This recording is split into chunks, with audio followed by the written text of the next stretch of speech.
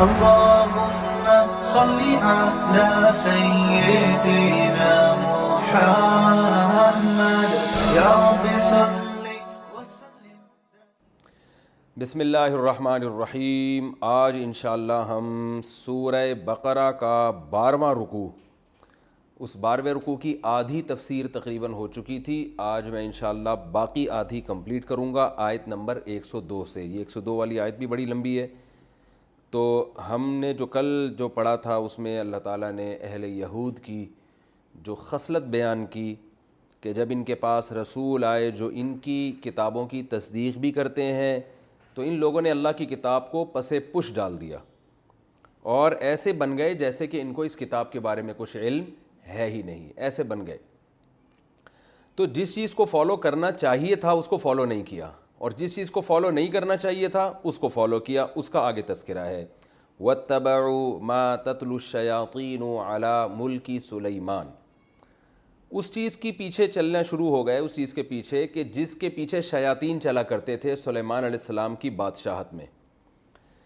بعض قرآن کی آیتیں ایسی ہیں کہ جب تک ان کا شان نزول بیان نہ کیا جائے وہ آیتیں سمجھ میں آ ہی نہیں سکتی. تو ایسی آیتوں کا شان نزول بیان کرنا ضروری ہے. شان نزول کے بارے میں ایک بات خوب اچھی طرح سمجھ لیں کہ یہ جو مفسرین بتاتے ہیں نا کہ یہ آیت فلاں واقعے کے بارے میں نازل ہوئی، یہ آیت فلاں واقعے کے بارے میں نازل ہوئی، تو اس میں خوب اچھی طرح سمجھ لیں کہ اس کا یہ مطلب ہرگز نہیں ہوتا کہ یہ والا واقعہ ہوا تھا تو پھر یہ آیت نازل ہوئی ہے، بلکہ اس کا مطلب یہ ہوتا ہے کہ یہ آیت جو نازل ہوئی ہے تو یہ فلاں واقعے پر بھی صادق آ رہی ہے. تو چونکہ بہت سے لوگ اس اصطلاح سے، مفسرین کی اصطلاح سے واقف نہیں ہوتے، تو وہ یہ سمجھ لیتے ہیں کہ فلاں واقعہ ہوا تھا جس کی وجہ سے یہ آیت نازل ہوئی ہے.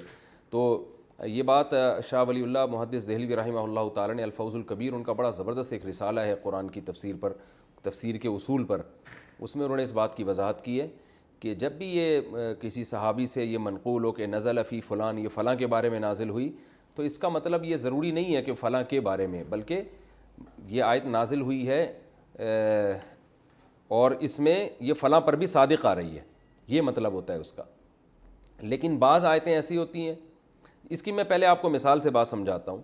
جیسے قرآن مجید میں حکم ہے کہ چور کا ہاتھ کاٹو، ٹھیک ہے نا. اب آج ہمارے معاشرے میں کوئی چوری کرتا ہے، ہم گورنمنٹ سے مطالبہ کرتے ہیں بھئی اس کا ہاتھ کاٹو، اس لیے کہ آیت اس شخص کے بارے میں نازل ہوئی ہے.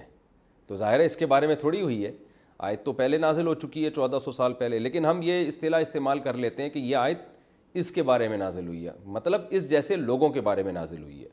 تو عام طور پر تو جب کسی صحابی سے یہ منقول ہوتا ہے حدیث میں کہ یہ آیت فلاں کے بارے میں یا فلاں واقعے کے بارے میں نازل ہوئی ہے، تو یہ لکھا تو ایسے ہی ہوتا ہے، اردو میں ترجمہ بھی ایسا ہی ہوتا ہے، لیکن اس کا مطلب آپ خوب سمجھ لیں یہ نہیں ہوتا کہ فلاں واقعہ ہوا تھا تو یہ آیت ہوئی، بلکہ صحابی کا مطلب یہ ہوتا ہے کہ یہ آیت فلاں واقعے پر بھی منطبق ہوتی ہے. لیکن بعض دفعہ حقیقت میں ایسا ہوتا ہے کہ کوئی واقعہ ہوا ہوتا ہے تو اس کی وجہ سے وہ آیت نازل ہوتی ہے اور اس آیت میں اس واقعے کی طرف اشارہ ہوتا ہے. تو حقیقی شان نزول اس کو بولتے ہیں. اور جب تک وہ واقعہ آپ بیان نہیں کریں گے قرآن کی آیتوں کا مطلب سمجھ میں نہیں آئے گا. اس کی میں آپ کو 2 مثالیں دیتا ہوں. جیسے قرآن مجید میں امی عائشہ رضی اللہ تعالی عنہ کی برات بیان کی گئی ہے سورہ نور میں کہ لولا اذ سمعتموہ قلتم ما یکون لنا ان نتکلم بہذا. صحابہ کو اللہ نے تنبیہ کی کہ جب تم نے یہ واقعہ سنا تو تم نے یہ کیوں نہیں کہا کہ ہم تو اس پہ کلام بھی نہیں کر سکتے. سبحانک ھذا بہتان عظیم، یہ تو بہت بڑا بہتان لگایا جا رہا ہے. تو اب ان میں امی عائشہ کا تذکرہ تو نہیں ہے کہ عائشہ کا لفظ بھی نہیں آیا، نبی کی زوجہ کا لفظ بھی نہیں آیا. تو یہاں جب تک وہ واقعہ آپ جو بخاری اور مسلم میں امی عائشہ رضی اللہ تعالی عنہ کے ہار کے گمنے کا واقعہ، قافلے سے پیچھے رہ جانے کا واقعہ بیان نہیں کریں گے، اور پھر وہ عبداللہ بن ابی منافق نے جو آپ پہ تہمت لگائی تھی وہ واقعہ بیان نہیں کریں گے، تو ان آیتوں کا مطلب قیامت تک سمجھ میں نہیں آ سکتا. تو یہ آیتیں پورے اس واقعے کو بیان کر رہی ہیں. تو اس واقعے کو جب تک آپ حدیث کی روشنی میں بیان نہیں کریں گے تو یہ آیتیں بھی سمجھ میں نہیں آئیں گی. اس کی ایک اور مثال ہے کہ حضرت زید ابن حارثہ نے اپنی زوجہ حضرت زینب رضی اللہ تعالی عنہ کو طلاق دی. تو چونکہ وہ آپ کی منہ بولی بہو تھیں، آپ نے ان سے نکاح کا ارادہ کیا، لیکن آپ کو یہ خوف ہوا کہ عرب کہیں گے کہ بہو سے نکاح کر رہے ہیں. تو قرآن نے کہا کہ جو سگا بیٹا ہے وہی سگا ہوتا ہے، جو منہ بولا بیٹا ہے وہ حقیقی بیٹا نہیں ہوتا اور اس کی بیوی بھی حقیقی بیوی نہیں ہے، تو آپ ان سے نکاح کریں۔ تو اس واقعے کو قرآن نے بیان کیا، فلما قضا زید منہا وطرا زوجناکہا، جب زید نے اپنی خواہش پوری کر لی اور ان کو طلاق دے دی تو آپ کا ہم نے ان سے نکاح کرا دیا۔ اب کس سے کرا دیا، اس کا ہاں ضمیر ہے، ہم نے اس سے نکاح کرا دیا، اور آپ کو لوگوں سے نہیں ڈرنا چاہیے، اللہ اس بات کا زیادہ حقدار ہے کہ آپ اللہ سے ڈریں۔ اور نبی حضرت زید کو حکم دے رہے تھے کہ اپنی زوجہ کو طلاق مت دو، پھر بھی انہوں نے دے دی، تو اس پہ بھی اللہ نے فرمایا کہ کسی کے لیے مناسب نہیں ہے کہ نبی جب کسی بات کا حکم دے تو وہ اس حکم کی خلاف ورزی کرے۔ تو یہ جب تک پورا واقعہ، اب حدیث میں جو واقعہ ہے کہ واقعہ کیا ہوا تھا، یہ جب تک بیان نہیں کریں گے ان آیتوں کا مطلب سمجھ میں نہیں آئے گا۔ تو اصل میں شان نزول اس کو کہتے ہیں، لیکن مفسرین کے ہاں شان نزول کا مفہوم بہت وسیع ہے، لیکن حقیقی شان نزول کسے کہا جائے گا؟ اس قسم کے واقعات کو، کہ وہ آیت سمجھ میں ہی نہیں آتی جب تک کہ وہ واقعہ بیان نہ کیا جائے اور واقعتاً وہ آیت اسی واقعے کے بارے میں نازل ہوئی ہوتی ہے۔ تو یہاں بھی وَاتَّبَعُوا مَا تَتْلُو الشَّيَاطِينُ، یہ آیتیں اس وقت تک سمجھ میں نہیں آئیں گی جب تک کہ پورا واقعہ نہ ہو۔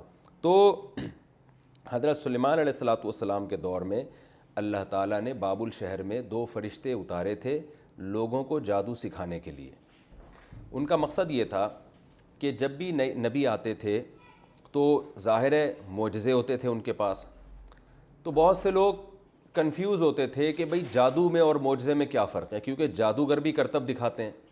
آپ نے دیکھا ہوگا جو میجک شو یوٹیوب پر ہے نا، ٹانگیں کاٹ کے الگ کر دیں، بعد میں ٹانگیں آپس میں جوڑ دی، تو لوگ کہتے ہیں واہ واہ بھائی، یہ نظر کا دھوکہ ہوتا ہے، حقیقت نہیں ہوتی ہے۔ لیکن عام آدمی کو تو نہیں پتہ چلے گا نا کہ حقیقت کیا ہے اور نظر کا دھوکہ کیا ہے۔ تو اب اللہ تعالیٰ نے ان لوگوں، اب جو انبیاء جب آتے ہیں تو وہ جادو نہیں ہوتا، وہ معجزہ ہوتا ہے، وہ حقیقت میں، وہ اگر ٹانگیں کٹ رہی ہوں گی نا، حقیقت میں کٹ رہی ہوں گی، جڑ رہی ہوں گی تو حقیقت میں جڑ رہی ہوں گی۔ تو پبلک کنفیوز ہو سکتی تھی کہ بھئی یہ جادو کیا ہے اور معجزہ کیا ہے۔ تو اللہ تعالیٰ نے بنی اسرائیل پر یہ رحم کیا کہ جادو اور معجزے کا فرق بتانے کے لیے فرشتے نازل کیے، وہ فرشتے تاکہ انسانوں کو جادو سکھائیں، اور ان فرشتوں نے ان کو بتا دیا کہ یہ جادو ہم تمہیں سکھا رہے ہیں، اس سے غلط استعمال مت کرنا، ہم ایک آزمائش ہیں۔ تو آزمائش کا مطلب جب ایک چیز دی جاتی ہے تو اس میں تمہاری آزمائش ہے کہ تم اس کو صحیح استعمال کرتے ہو یا غلط۔ صحیح استعمال کیا ہے کہ جب نبی معجزہ لے کر آئیں گے تو تمہیں پتہ چل جائے گا فوراً کہ یہ جادو نہیں ہے بلکہ یہ کیا ہے، معجزہ ہے، لہٰذا اس نبی پر ایمان لے کر آؤ گے۔ اور جب کوئی جادو، کوئی شعبدے بازیاں دکھائے گا تو تمہیں پتہ چل جائے گا یہ ڈرامے باز آدمی ہے، یہ پیغمبر نہیں ہو سکتا۔ تو یہ ہے اصل۔ اچھا، جادو کے بارے میں سورہ فلق اور سورہ ناس کی تفسیر میں نے پوری تفصیل ڈیٹیل سے بیان کی ہے کہ جادو سے حقیقت چینج نہیں ہوتی کسی چیز کی۔ ہمارے ہی بعض علماء ہندوستان کے بر صغیر کے بہت بڑی چوٹی کے علماء ہیں، وہ اس کے قائل ہیں کہ جادو سے ایک چیز کی حقیقت بھی چینج ہو سکتی ہے۔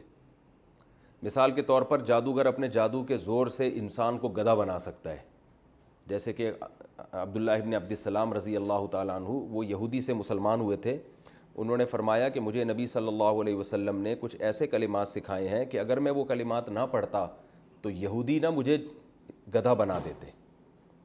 تو اس سے علماء نے استدلال کیا ہے کہ جادو کے ذریعے انسان کو ماہیت چینج کرنا بھی ممکن ہے۔ لیکن جو دوسرے دلائل کو اگر آپ دیکھیں بہت ڈیٹیل سے قرآن و سنت کے، تو اس سے پتہ چلتا ہے کہ حقیقت میں یہ ممکن نہیں ہے، یہ صرف نظر کے دھوکے کی حد تک ممکن ہے۔ تو اس پر پوری ڈیٹیل میں نے سورہ فلق اور سورہ ناس میں تفصیل سے بیان کی تھی، اور اس پر میرا یوٹیوب پہ آپ کو الگ سے کلپ بھی مل جائے گا کہ جادو کی حقیقت کیا ہے، کہ جادو سے کوئی چیز چینج نہیں ہو سکتی، صرف نظر کا دھوکہ ہے۔ البتہ جادو کی ایک قسم ایسی ہے جس میں جنات سے کام لیا جاتا ہے، اس میں بھی حقیقت چینج نہیں ہوتی، لیکن جنات کچھ فسادات پھیلا دیتے ہیں، دلوں میں وسوسے ڈال دیتے ہیں۔ وہ پوری ڈیٹیل آپ کو اس میں مل جائے گی، سورہ فلق سورہ ناس کی، جو میں نے انہی ایپیسوڈز میں تفسیر ریکارڈ کروائی ہے وہاں پہ، یا یوٹیوب پہ الگ سے اس پہ آپ کو میرے بیانات مل جائیں گے، تو اس کی ڈیٹیل آپ وہاں اچھی طرح سے دیکھ سکتے ہیں۔ تو خلاصہ اس کا یہی ہے کہ جادوگر سوائے شعبدے بازیوں کے اور کچھ بھی نہیں ہے، جبکہ پیغمبر جو کام کرتے ہیں وہ حقیقی ہوتا ہے۔ اس کی میں بس ایک آیت میں دلیل کے طور پہ پیش کروں گا۔ قرآن مجید میں اللہ تعالیٰ کا ارشاد ہے کہ جادوگروں نے جب رسیوں کو ڈالا حضرت موسیٰ علیہ السلام کے مقابلے میں، تو قرآن کے الفاظ ہیں وجاؤ بسحر عظیم، بہت بڑا جادو کیا انہوں نے، لیکن اس بہت بڑے جادو کا اثر کیا تھا؟ یخیل الیہ من سحرہم انہا تسعی، لوگوں کو دیکھنے میں ایسا لگا کہ یہ سانپ بن کے دوڑ رہی ہیں۔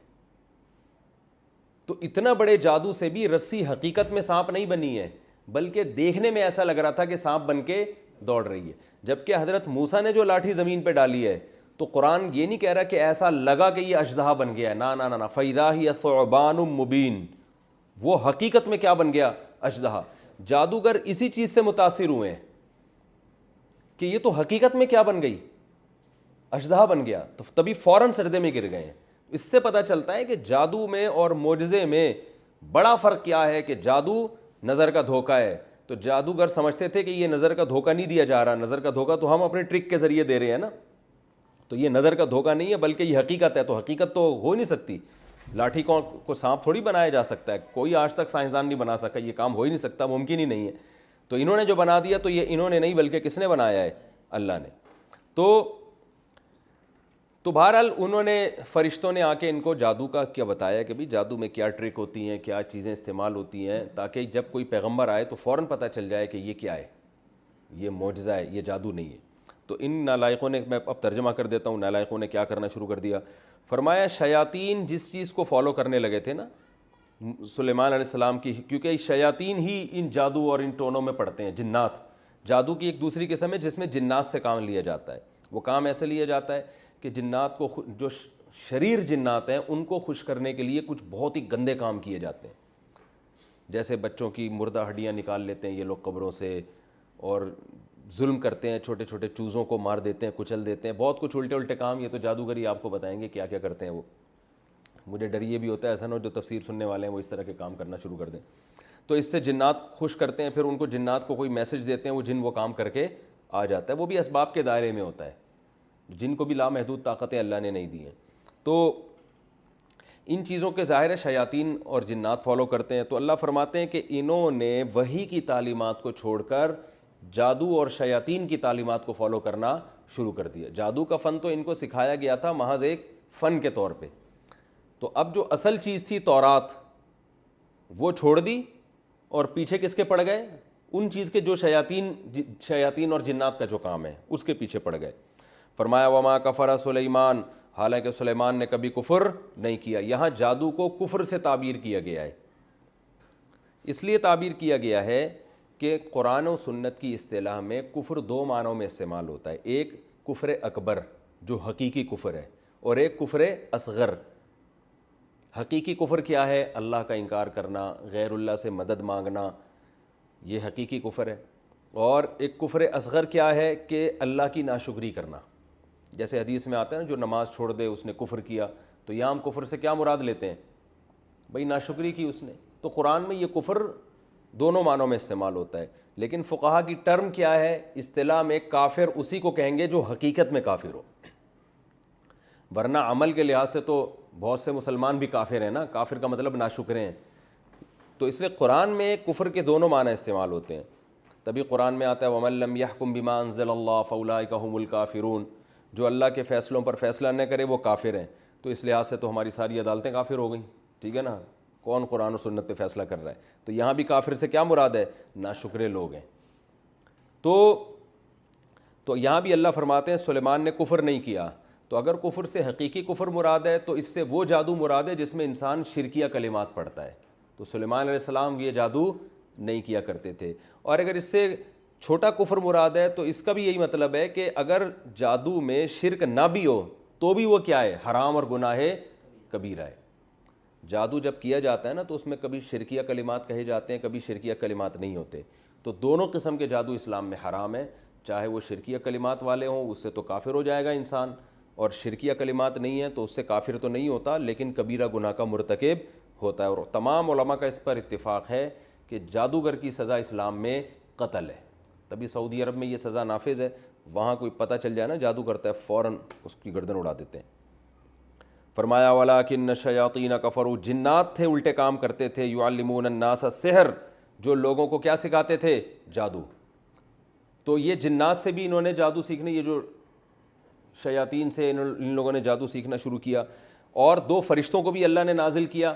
تو جنات سے تو جادو انہوں نے خود سے سیکھنا شروع کیا، جو شر ظاہر ہے وہ تو شر کا ذریعہ بنا، اور فرشتوں سے جو جادو سیکھنا شروع کیا وہ اللہ نے ان آزمائش کے لیے بھیجے تھے تاکہ ان کو جادو اور معجزے کا فرق پتہ چل جائے.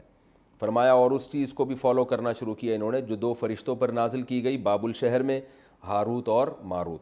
وما يعلمان من احد، چونکہ یہ فرشتے تھے تو یہ جب بھی کسی کو جادو سکھاتے تھے تو یہ کہتے تھے انما نحن فتنۃ، ہم محض ایک آزمائش ہیں، فلا تکفر، آپ نے کفر نہیں کرنا. کیا مطلب؟ اس جادو کو استعمال نہیں کرنا ہے، جادو کو استعمال نہیں کرنا. یہ جادو کرنے کے لیے نہیں بتایا جا رہا، حق اور باطل میں فرق کے لیے سکھایا جا رہا ہے. اس کی مثال ایسے جیسے آپ کسی کو کسی باطل مذہب کے بارے میں بتاؤ، یا آپ کسی خفیہ ایجنسی کو جوائن کر رہے ہو اور اس میں آپ کو چوروں کے طریقہ واردات سکھایا جا رہا ہو کہ چور کس کس طریقے سے چوریاں کرتے ہیں، تاکہ آپ یہ علم سیکھو اور چوروں کا پکڑنا آپ کے لیے آسان. آپ نے وہ جب 20 طریقے چوری کے سیکھے تو آپ نے کہا زبردست یار، اب میں تو باقاعدہ چوری کا ایک ڈپارٹمنٹ کھولتا ہوں، ادارہ کھولتا ہوں، ٹھیک ہے نا، اور اس میں اب تو میں چوروں کو اسپیشلسٹ بنا سکتا ہوں. آپ نے اپنا پورا بزنس شروع کر دیا اس پہ. تو یہ کہا جائے گا کہ آپ کو جس مقصد کے لیے یہ علم سکھایا گیا تھا آپ نے اس کو غلط چیزوں میں استعمال کرنا شروع کر دیا. اللہ فرماتے ہیں وما يعلمان من احد، وہ فرشتے ہر ایک کو یہی بتایا کرتے تھے انما نحن فتنۃ، ہم محض ایک آزمائش ہیں، فلا تکفر، آپ نے کفر نہیں کرنا. فیتعلمون منہما، ان کم بختوں نے کیا کیا کہ ان فرشتوں سے وہ چیز سیکھنا شروع کر دی ما یفرقون به بین المرء وزوجہ، کہ جس کے ذریعے میاں بیوی میں جدائیاں ڈالی جاتی ہیں.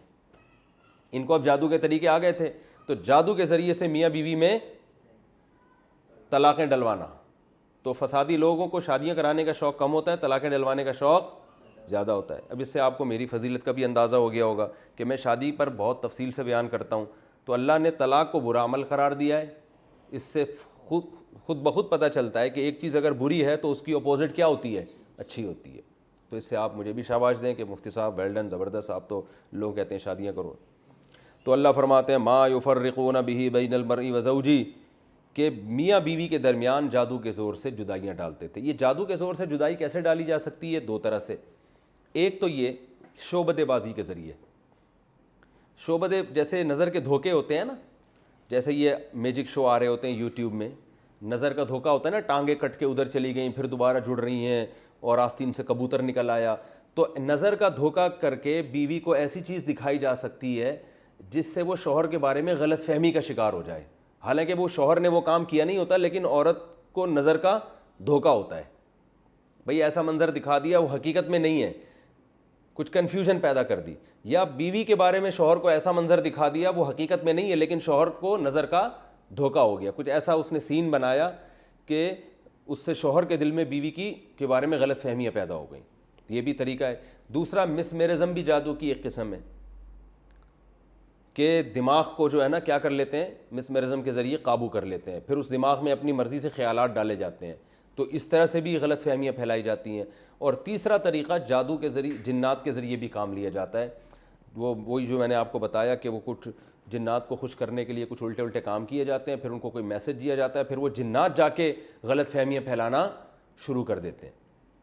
سمجھ رہے ہیں؟ اس لیے میاں بیوی کو چاہیے کہ آپس میں جو ہے نا ایک دوسرے سے بلا وجہ بدگمان نہ ہوا کریں. چھوٹی موٹی چیزوں سے لوگوں کا کام کیا ہوتا ہے؟ لڑوانا ہوتا ہے. تو وہ اپنی ضرورت کو دیکھ کے، بلکہ میں تو لوگوں کو یہ مشورہ دیتا ہوں کہ میاں بیوی کو چاہیے کہ اپنی ازدواجی زندگی میں کسی تیسرے کو گھسنے ہی نہ دیں، کسی کو بھی دخل اندازی کی اجازت نہ دیں، حتیٰ کہ اپنے قریبی ترین رشتہ داروں کو بھی نہیں.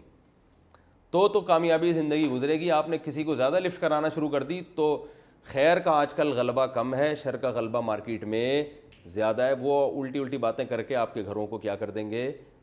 فساد ڈلوا دیں. تو اس آیت سے بھی پتہ چلتا ہے کہ یہ کوئی اچھا کام نہیں ہے. اللہ فرماتے ہیں میاں بیوی میں لڑوا دیا کرتے تھے اور طلاقیں دلوا دیا کرتے تھے. وما هم بضارین به من احد الا باذن اللہ. اب ایک اشکال کا جواب ہے کہ اچھا جادوگروں کے پاس اتنی طاقت ہوتی ہے کہ طلاقیں بھی ڈلوا دیتے ہیں، تو پھر تو اب لوگ تو جادوگروں کو بڑا پروٹوکول دیں گے نا کہ یار جیسے مرضی ہیں لیکن پاور بہت ہے. تو اللہ فرماتے ہیں کوئی پاور نہیں ہے. اللہ کا اذن ہوتا ہے بعض دفعہ تو جادو کامیاب ہو جاتا ہے. تو اس میں اللہ کے ارادے کا دخل ہوتا ہے، اس لیے ان کو زیادہ پاورفل سمجھنے کی ضرورت نہیں ہے۔ دیکھیں ہر کام اللہ کے اذن سے ہوتا ہے نا، لیکن ہر کام میں اللہ نے یہ نہیں بتایا کہ اللہ کے اذن سے ہوتا ہے، ہوتا تو ہے۔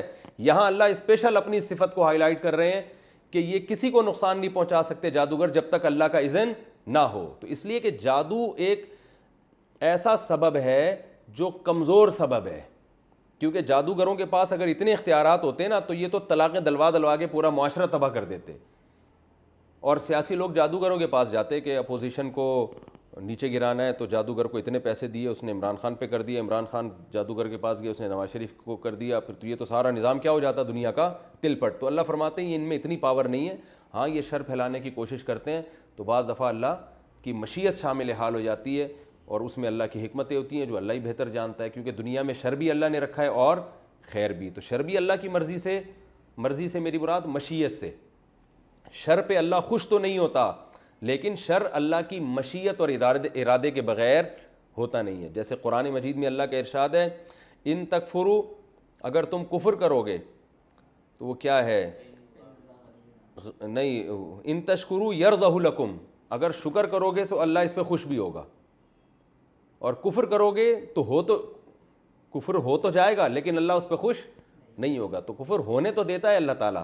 اب جیسے ہندو بتوں کی عبادت کرتے ہیں تو اللہ کی مشیت کے بغیر یہ ممکن تو نہیں ہے نا، اللہ چاہے تو روک لے، لیکن اللہ چاہتا ہے کہ دنیا میں سب کچھ چلتا رہے، شر بھی چلے اور خیر بھی، تو اللہ کی مرضی اس میں بھی شامل حال ہوتی ہے، لیکن اللہ اس پہ خوش نہیں ہوتا۔ تو اللہ فرماتے ہیں جادوگر یہ جو کچھ کر لیا کرتے تھے یہ کسی کو نقصان نہیں پہنچا سکتے جب تک اللہ کی مرضی شامل حال نہ ہو۔ تو اس میں دو علمی نقطے بیان کرنا مقصد ہے، ایک تو یہ کہ جادوگروں کو بہت زیادہ پاورفل سمجھنے کی ضرورت نہیں ہے، دوسری بات یہ کہ اللہ کے اذن کے بغیر نہیں ہے، تو اللہ سے تعلق مضبوط کر لو تو جادوگر آپ کو نقصان نہیں پہنچائیں گے۔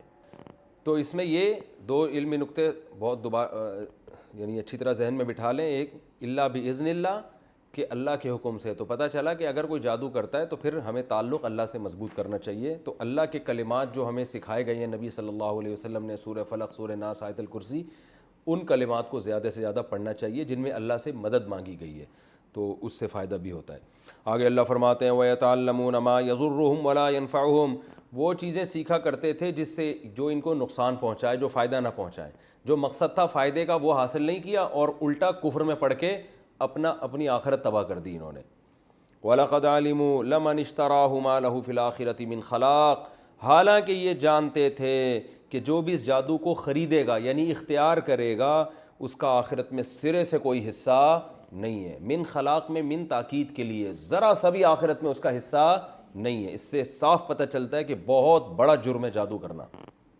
اور آج کل دیکھو خواتین دشمنیوں میں فوراً جادوگروں کے پاس چلی جاتی ہیں، یہ میری جٹھانی پہ یہ کروا دو، میری ساس پہ یہ کروا دو، میری بہو پہ یہ کروا دو، تو یہ بہت بڑا جرم ہے۔ اللہ نے فرمایا آخرت میں ذرا سا بھی حصہ نہیں ہے۔ وَلَبِئْسَ مَا شَرَوْا بِهِ أَنفُسَهُمْ، اور کتنی بری چیز ہے جس کے ذریعے اپنے آپ کو بیچ ڈالتے ہیں یہ لوگ، یعنی اپنی جان کا سودا کر لیتے ہیں۔ اور لَوْ كَانُوا يَعْلَمُونَ، کاش کہ یہ لوگ جان لیتے۔ تو خلاصہ آیت کا کیا نکلا، پہلے میں اگلی آیت بھی کمپلیٹ کر لوں۔ وَلَوْ أَنَّهُمْ آمَنُوا وَاتَّقَوْا، اگر یہ اہل یہود ایمان لاتے، تقوی اختیار کرتے، لَمَثُوبَةٌ مِّنْ عِنْدِ اللَّهِ خَيْرٌ، تو آخرت میں جو ان کو ثواب ملنے والا تھا وہ اس دنیا کے چند ٹکوں سے بہت بہتر تھا۔ اب وہ دنیا کے چند ٹکے کیا کہ کسی نے آ کے کہا ہوگا یار وہ فلاں کی بیوی کو طلاق دلوا دے، میں اس سے شادی کرنا چاہتا ہوں، تو جادوگر نے پوچھا ہوگا مجھے کیا ملے گا، لے بھائی تجھے یہ بلینک چیک دے رہا ہوں میں، تو یہ دنیا کا فائدہ تھا نا بھائی، طلاقیں دلوا کے یہی تو ہوتا ہے نا کہ کوئی اپنا مفاد ہوتا ہے، کوئی خود شادی کرنا چاہ رہا ہوتا ہے یا کسی اور کی کروانا چاہ رہا ہوتا ہے، یا ویسے ہی جیلسی میں لڑائیاں ڈلوا دیتا ہے، تو باپ بیٹوں کو لڑا دیتا ہے، میاں بیوی کو لڑا دیتا ہے، ماں بیٹی کو لڑوا دیتے ہیں، تو اس میں کوئی نہ کوئی فائدہ ہوتا ہے۔ تو لَوْ كَانُوا يَعْلَمُونَ، اللہ فرماتے ہیں آخرت کو سامنے رکھو تو یہ تمہارے لیے بہتر ہے۔ تو اس پورے رکوع کا خلاصہ یہی نکلا کہ پچھلے رکوع میں اہل یہود نے کہا تھا کہ ہم تو مومن ہیں۔ آیت کیا تھی کہ جب ان سے کہا جاتا ہے کہ قرآن پر ایمان لاؤ تو کہتے ہیں کہ ہم تو اس کتاب پر ایمان لا چکے ہیں جو ہم پہ نازل ہوئی ہے۔ تو اللہ فرماتے ہیں یہ اس دعوے میں کیا ہیں، جھوٹے۔ انہوں نے ہمیشہ نیگیٹو چیزوں کو زیادہ لیا ہے اور پازیٹیو چیزوں کو نظر انداز کی۔ جو چیزیں ان کو دی گئی تھیں فائدے کے لیے وہ بھی انہوں نے دنیاوی مفاد کے لیے حاصل کی ہیں، اور اس کا مصداق آج وہ باطل علماء ہیں جو دین کا لیبل لگا کے پیسہ کماتے ہیں، غلط گائیڈ کر کے لوگوں کو، اور میں سمجھتا ہوں آج کل کے روحانی عاملین اس آیت کا سب سے بڑا مصداق ہیں کہ آیت الکرسی، سورہ فلق، سورہ ناس، یہ آیتیں جن مقصد کے لیے نازل ہوئی ہیں نا، تو ان لوگوں نے اس مقصد سے ہٹا کر ان آیتوں سے لوگوں کو بیوقوف بنا کے اپنے باقاعدہ دھندے چلانا شروع کر دی. آپ جو بھی روحانی عامل کے پاس جاؤ وہ کہے گا میں یوں کر دوں گا، میں یوں کر دوں گا. دلیل کیا ہے؟ کیا قرآن میں اللہ نے شفا نہیں رکھی؟ دلیل کیا دے گا؟ کیا قرآن میں اللہ نے شفا نہیں رکھی؟ اللہ کے کلام میں بڑی شفا ہے، لاؤ جی 1,00,000 روپے کا چیک نکالو، یہ آیت میں پڑھوں گا ٹھیک ہو جاؤ گے. اللہ کے کلام میں شفا ہے، لیکن یہ کون سی حدیث میں لکھا ہے کہ وہ تو پڑھے گا تو شفا ملے گی، وہ فلاں مولوی صاحب پڑھیں گے تو نہیں ملے گی شفا، یا خود پڑھے گا تو نہیں ملے گی؟ یہ کہاں لکھا ہوا ہے بھائی؟ پھر یہ کہاں لکھا ہوا ہے کہ یہ والی آیت اتنی دفعہ اتنے بج کے اتنے منٹ پہ 335 دفعہ پڑھو گے تو یہ ہو جائے گا، 336 دفعہ پڑھو گے تو یہ کہاں لکھا ہوا ہے؟ یہ جتنے روحانی ٹوپی ڈرامے ہیں آپ دیکھو نا، انہوں نے پورے وظیفوں کے رسالے نکالے ہوئے ہیں. کسی کی اولاد نہیں ہو رہی، سورہ مزمل اتنی دفعہ پڑھے تو اس کی اولاد ہو جائے گی، اتنی دفعہ پڑھے تو اس کی شادی ہو جائے گی. کہاں لکھا ہوا ہے یہ؟ سورہ مزمل کا اس سے کیا تعلق ہے؟ تو یہ پورے رسالے اس پہ چھپ رہے ہیں، پوری کتابیں چھپ رہے ہیں اور کروڑوں روپے کما رہے ہیں ان دھندوں سے لوگ. تو یہ کیا ہے کہ جس مقصد کے لیے قرآن نازل ہوا تھا اس کو چھوڑ کر اس چیز کو فالو کرنا شروع کر دیا جس میں ان کا دنیاوی نفع زیادہ ہے. قرآن تو اصل جو نازل ہوا ہے وہ تو فالو کرنے کے لیے ہوا ہے نا، اس میں پردے کے حکام بھی ہیں. یہ جوان بے پردہ عورتوں کو اپنے سامنے انہوں نے بٹھایا ہوا ہوتا ہے، اور کوئی ان کے پاس اس وظیفے کے برحق ہونے کی دلیل نہیں ہوتی، بس لوگوں کو بتا رہے ہوتے ہیں. مسمرزم یہ لوگ کرتے ہیں. یہ جتنے بڑے روحانی ٹوپی ڈرامے ہیں نا، آپ ان کے پاس جاؤ گے یہ مسمرزم کے بڑے ماہر ہوتے ہیں. یہ آپ کا دماغ کو وہ قابو پا لیتے ہیں اور بہت کچھ کرتے ہیں یہ الٹے کام. تو یہ لوگ بھی اس زمانے میں ان آیتوں کے پورے مصداق ہیں کہ انہوں نے جو اصل چیز تھی کہ قرآن کو فالو کرنا اس کو چھوڑ دیا، اور جو چیز دنیاوی فائدے کے لیے تھی اس کو انہوں نے اختیار کر لیا. آگے چلتے ہیں ہم. اب یہ جو رکوع ہے ہمارا رکوع نمبر 13 یہ شروع ہو رہا ہے، تو وہی ترتیب ہوگی ہماری. پہلے ہم اس کا لفظی ترجمہ بیان کریں گے، پھر ہم اس کی ترجمہ اور مختصر گرامر، اس کے بعد انشاءاللہ اس کی تفسیر. یا ایھا الذین آمنو، اے لوگو جو ایمان لائے ہو، لا تقولوا، مت کہو. اب ان کو بتانے کی بار بار ضرورت نہیں، یہ الفاظ بہت دفعہ آ چکے ہیں. لا تقولوا راعنا، راعنا مت کہو. وقولوا، اور کہا کرو انظرنا، نظر ینظر دیکھنا، انظر دیکھو. یوں کہا کرو انظر دیکھو، نہ ہماری طرف. راعی اصل میں کہتے ہیں رعایت سے، راعیا یراعی مراعیتن، زاربا یزارب مزاربتن، جس کو پڑھا کیا جاتا ہے راعا یراعی مراعاتن، اس کا معنی ہے رعایت. اردو میں لفظ استعمال ہوتا ہے کہ بھئی حکومت نے بہت ساری مراعات دے دی ہیں، کہتے ہیں نا، یعنی رعایتیں کر لی ہیں حکومت نے، یار اس کی تھوڑی رعایت کرو. کہتے ہیں نا لوگ، تھوڑا سا اس کا کیا کرو، اس کا تھوڑا خیال کرو، نمبر تھوڑے سے کم آئے لیکن تھوڑی رعایت کر دو اس کی، ٹھیک ہے نا. تو رعایت. تو اب زاربا یزاربو، اس کا امر کیا آئے گا؟ یزاربو میں یا ہٹائیں گے، زارب آئے گا نا. تو راعیا یراعیو میں امر آئے گا راعی، جس کو یا کو حذف کرتے ہیں تو کیا پڑھا جائے گا؟ راعی. اس کا معنی ہے رعایت کریں ہماری. نہیں آئی بات سمجھ میں؟ کیا کہیں گے؟ راعی، نا کا معنی ہماری. تو اب مطلب سمجھ میں آیا؟ اے ایمان والو، یوں مت کہا کرو راعینا، آپ رعایت کریں ہماری، بلکہ یوں کہا کرو انظرنا، دیکھیں ہماری طرف. تفسیر میں انشاءاللہ اس کا مطلب سمجھ میں آئے گا. واسمعوا، اللہ فرماتے اور سنو، جو ہم کہہ رہے ہیں وہ سنو. اللہ کیا کہہ رہے ہیں؟ راعینا مت کہو بلکہ انظرنا کہا کرو. وللکافرین عذاب علیم، اور ایسے کافروں کے لیے دردناک عذاب ہے جو ان احکام کی رعایت نہیں کرتے. پھر بتاتا ہوں آگے. ما یود الذین کفروا، ما کا معنی نہیں، یودو کئی دفعہ آ چکا ہے، چاہت نہیں ہے، یوددو تھا اصل میں، نہیں چاہتے. الذین، وہ لوگ، کفروا جو کفر کرتے ہیں، من اہل الکتاب، اہل کتاب میں سے، ولا اور نہ ہی المشرکین، مشرکین چاہتے ہیں. یہ دونوں نہیں چاہتے. ان کیا نہیں چاہتے؟ یہ بات کہ. ان کا معنی کیا ہوتا ہے؟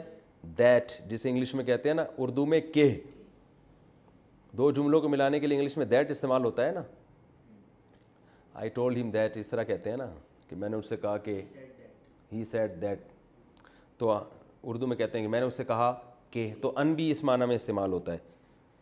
اللہ فرماتے ہیں اہل کتاب اور مشرکین نہیں چاہتے یہ نہیں چاہتے کہ ینزل نازل کی جائے، پیسو وائس ہے، یسبحو کی طرح، ینزل علیکم کہ نازل کی جائے تم پر، من خیرن کوئی بھی خیر، من بہت جگہوں پہ تاکید کے لیے آتا ہے، کوئی بھی خیر، من ربکم تمہارے رب کی طرف سے، یہ لوگ نہیں چاہتے کہ تمہارے رب کی طرف سے کوئی بھی خیر تم پر نازل ہو۔ واللہ جبکہ اللہ جو ہے یختص خاص کر دیتا ہے، اصل میں تھا یختصیص یکتسبو کی طرح، تو اس کو پڑھا جاتا ہے یختص خاص کرنا، اردو میں استعمال ہوتا ہے۔ واللہ یختص اور اللہ خاص کر دیتا ہے، برحمتہ اپنی رحمت کے ساتھ، من یشاء جس کو چاہتا ہے، اللہ اپنی رحمت کے ساتھ جس کو چاہتا ہے خاص کر دیتا ہے۔ واللہ اور اللہ تعالیٰ ذو الفضل فضل والے ہیں، العظیم بڑے بڑے فضل والے ہیں اللہ تعالیٰ۔ آگے اللہ فرماتے ہیں ما ننسخ نہیں منسوخ کرتے ہم، نسخ ینسخو اس کا معنی کیا ہوتا ہے؟ منسوخ، یہ اردو میں استعمال ہوتا ہے کہ بھئی یہ حکم منسوخ ہو گیا ہے، ٹھیک ہے نا۔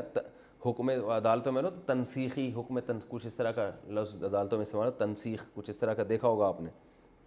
ما ننسخ ہم نہیں منسوخ کرتے، من آیتن کوئی بھی آیت، او ننسیہا یا ہم اسے بھلاتے بھی نہیں ہیں۔ ننسی اصل میں تھا ننسیو نکریمو کی طرح، انسایا ینسیو اکرما یکریمو، نسیان سے نکلا ہے، نسیان کسے کہتے ہیں؟ بھولنے کو۔ تو ننسی تھا اصل میں ننسیو، تو یا کو حذف کر دیا بن گیا ننسی، اس کا معنی ہوتا ہے بھلانا۔ ایک ہوتا ہے نسیہ ینسیو، اس کا معنی سمیع یسمعو کی طرح بھولنا، اور ایک ہوتا ہے انسایا ینسیو، اس کا معنی بھلانا۔ او ننسیہا یا ہم اسے بھلاتے ہیں، یعنی ما ننسخ من آیتن او ننسیہا، نہ تو ہم کسی آیت کو منسوخ کرتے ہیں اور نہ ہم اسے بھلاتے ہیں۔ سوری، یہ ما جو ہے نا، نا کے معنی، ما نفی کے معنی میں نہیں ہے، ما موصولہ ہے۔ کوئی بھی آیت، ما کا معنی وہ جو کہ، میں نے بتایا تھا نا ما کا ایک معنی کیا آتا ہے، من اور ما کا وہ جو کہ، ما ننسخ جو بھی آیت ہم منسوخ کرتے ہیں یا ہم اسے بھلاتے ہیں، نأتی بخیرن تو ہم لاتے ہیں بہتر، منہا اس آیت سے، او مثلیہا یا اسی جیسی لے آتے ہیں۔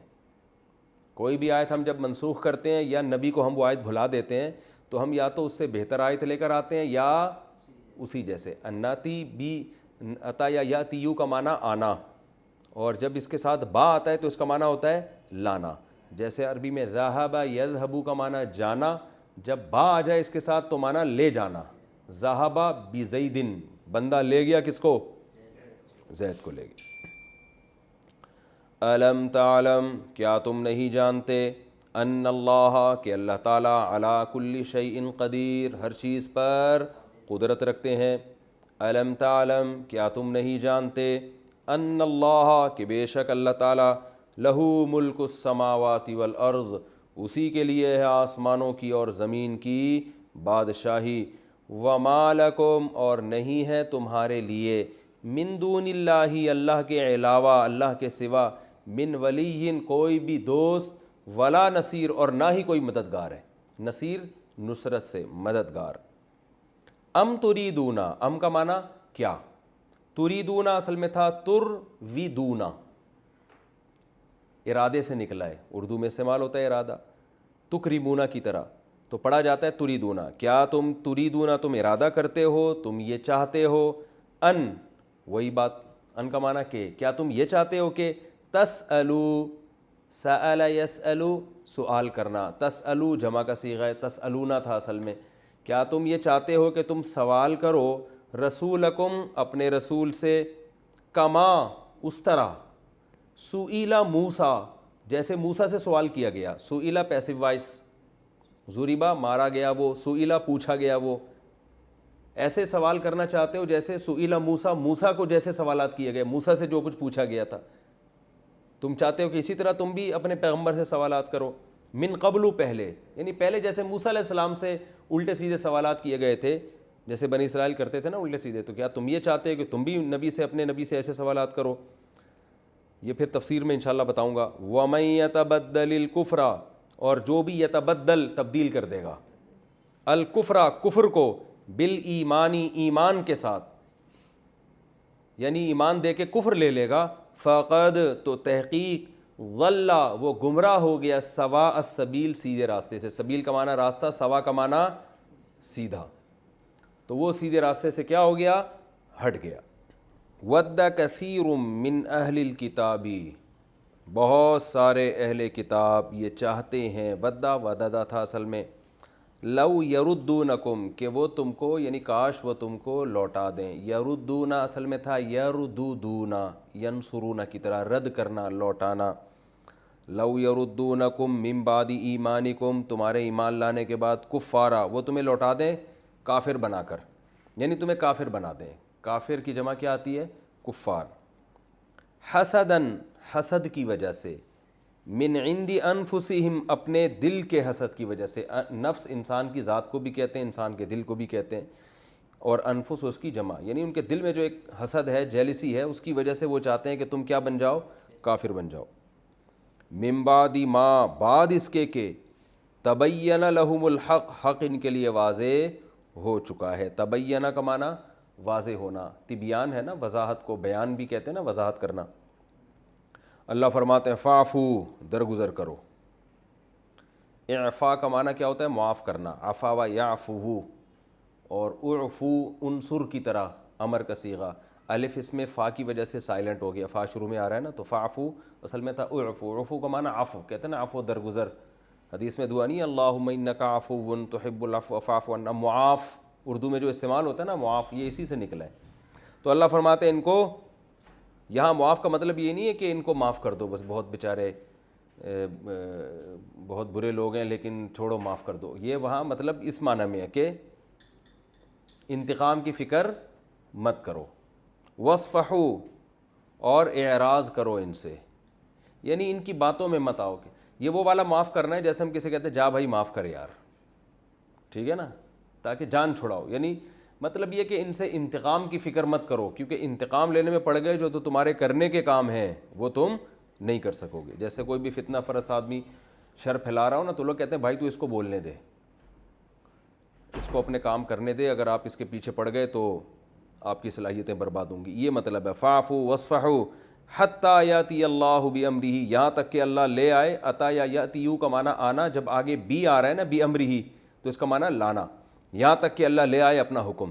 جب تک اللہ تمہیں ان کے بارے میں کوئی خاص فیصلہ نہیں کر دیتا، اس وقت تم نے کیا کرنا ہے؟ چشم پوشی سے کام لینا ہے. ان اللہ بے شک اللہ تعالیٰ علی کل شیء قدیر، ہر چیز پر قدرت رکھتا ہے. تو ہمارا صرف ابھی ترجمہ چل رہا ہے، تفسیر میں بھی بیان کروں گا انشاءاللہ. آگے فرمایا وَأَقِيمُوا الصَّلَاةَ، اور نماز قائم کرو، وَآتُوا الزَّكَاةَ اور زکوٰۃ دو، وما اور وہ چیز، تقدموا جو تم آگے بھیجو گے. قدم یقدم کا معنی آگے بھیجنا. لِأَنفُسِكُمْ اپنی ذات کے لیے، من خیرن کوئی بھی خیر کا کام ہو، کوئی بھی نیکی ہو، کوئی بھی نیکی جو تم آخرت کے لیے آگے بھیجو گے. تجدوہ وجد یوجدو پانا، تجدو توجدو کو پڑھا کیا جاتا ہے تجدو، تضربو کی طرح ہے نا، تو تجدوہ تم اس کو پاؤ گے، عند اللہ اللہ کے پاس. جو بھی نیکی تم آگے بھیجو گے، خیر کا کام آگے بھیجو گے، تم اس کو اللہ کے پاس پاؤ گے. ان اللہ بے شک اللہ تعالیٰ، بما تعملون جو کچھ تم کر رہے ہو، بصیر اسے خوب دیکھ رہا ہے.